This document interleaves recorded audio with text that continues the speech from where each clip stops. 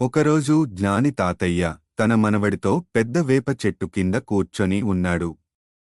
జీవితంపై ఆసక్తిగా ఉన్న చిన్నారి అడిగాడు, తాతయ్య, ఎలా మంచి మనిషిగా మారగలను? తాతయ్య చిరునవ్వు నవ్వుతూ చెప్పారు, ప్రతి మనిషి అంతలో రెండు నక్కలు పోరాడుతున్నాయి. ఒకటి చెడ్డదైన నక్క, కోపం, ఈర్ష, దురాశ, అబద్ధాలు లాంటి చెడ్డ లక్షణాలతో ఉంటుంది. మరొకటి మంచి నక్క, దయ, ప్రేమ, నిజాయితీ, సానుభూతి లాంటి మంచి లక్షణాలతో ఉంటుంది. ఇవి మనల్ని అదుపు చేయాలని ప్రతిరోజూ పోరాడుతుంటాయి. చిన్నారి కన్నులు పెద్దవిగా తెరిచి, ఏ నక్క గెలుస్తుంది తాతయ్య అని అడిగాడు. తాతయ్య సమాధానమిచ్చాడు, నువ్వు ఏ నక్కను ఎక్కువగా పోషిస్తావో అది గెలుస్తుంది.